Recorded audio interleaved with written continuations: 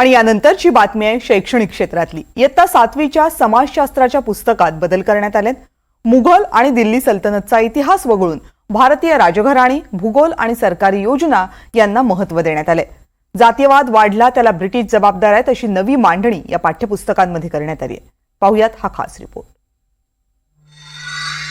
NCERTच्या इयत्ता 7वीच्या पुस्तकामध्ये इतिहासाचं पुनर्लेखन करण्यात आलंय।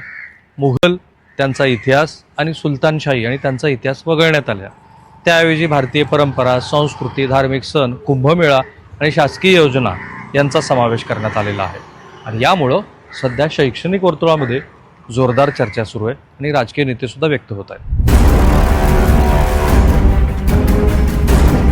राष्ट्रीय शैक्षणिक धोरण 2020 आणि राष्ट्रीय अभ्यासक्रम आराखडा 2023 नुसार NCERTनं इयत्ता 7वीचं समाजशास्त्राचं पुस्तक बदललंय।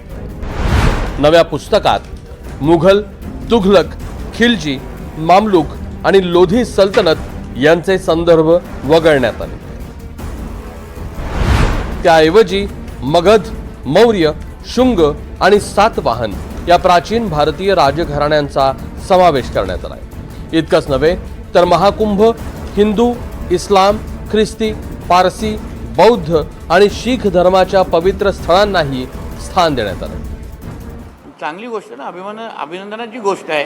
आमच्या मुलांना खरं म्हटलं मुघलांचा इतिहास आणि एकाच्या मुघलांचं प्रेम आतापर्यंत ते दाखवलं जात होतं काँग्रेसच्या पूर्ण कृपेमुळे। त्याला अगर पुसण्याची भूमिका घेत असेल तर कौतुकाची गोष्ट आहे। तेव्हा NCERT आता जे बदल घडवते ते काही दिवसांनी छत्रपती शिवाजी महाराज, शाहू फुले आंबेडकरांचा विचार, कैलासवासी यशवंतराव चव्हाण या सगळ्यांना या पुस्तकांमध्ये जागा असणार का नाही? इतिहासाने जर आपल्याला सगळ्यांना पुढच्या पिढीला काही चुकीचं होत आहे हे दाखवता येईल, पण विषमता निर्माण करून किंवा दोन धर्मामध्ये, जातीमध्ये दैर्य निर्माण होईल अशा प्रकारचा नवा अभ्यासक्रमामध्ये समावेश करणं आणि तो इतिहास संपवणं हे किंवा इतिहास काढून टाकणं हे मला वाटतं की जातीला, धर्मामध्ये याला धर्मांधतेला खतपाणी घालण्यासारखं आहे। पुस्तकाचा पहिला भाग प्रकाशित झालाय, दुसरा भागही लवकरच येणार आहे। पण या दुसऱ्या भागात वगळलेला अभ्यासक्रम पुन्हा येणार की नाही याबाबत अजून निर्णय झालेला नाहीये।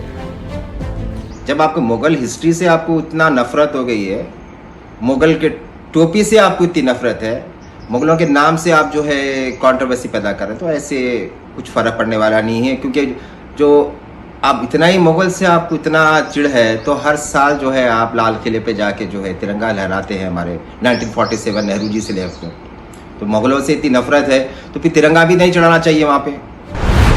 दुसरीकडे याच पुस्तकामध्ये सरकारच्या मेक इन इंडिया आणि बेटी बचाओ बेटी पढाओ अशा सरकारी योजनांचीही माहिती देण्यात आली आहे। नव्या अभ्यासक्रमात जाती व्यवस्थेवरही चर्चा आहे। पुस्तकात म्हटलंय की वर्ण आणि जाती व्यवस्थेनं सुरुवातीला सामाजिक स्थैर्य दिलं, पण ब्रिटिशांच्या काळात ती अधिक ताठर झाली। आता ही तशी नवीन मांडणी आहे, कारण याआधी आपण ब्रिटिशांना शैक्षणिक आणि आर्थिक ऱ्हासाबद्दल जबाबदार धरलं होतं, परंतु आता वैदिक परंपरेतल्या जात व्यवस्थेसाठी सुद्धा ब्रिटिश जबाबदार आहेत अशी ही मांडणी आहे। असं म्हटलंय की जात व्यवस्था ही तशी व्यावसायिक अंगाने आलेली होती आणि त्यामुळे ती एक वेळाला मान्यही होती, पण जसे ब्रिटिश आले तसे या जात व्यवस्थेचं अकराळ विकराळ रूप भारतामध्ये आलं, जे अत्यंत जाचक ठरलं काही समाजासाठी। इतिहासातील बदल आणि नव्या दृष्टिकोनात संतुलन साधताना शिक्षण धोरणासमोर मोठं आव्हान ठरणार आहे। भारतीय परंपरा आणि आधुनिक वास्तव यात कोणते पैलू जास्त ठळक ठरतात हे देखील पाहणं गरजेचं असणार आहे। नव्या अभ्यासक्रमामुळे विद्यार्थ्यांना भारतीय मूल्यांचा अधिक चांगला परिचय होईल, पण NCERTच्या या बदलांवरून देशभरात चर्चा रंगली आहे। पुढील टप्प्यात या नव्या अभ्यासक्रमावर कोणत्या प्रतिक्रिया उमटतात बघूयात।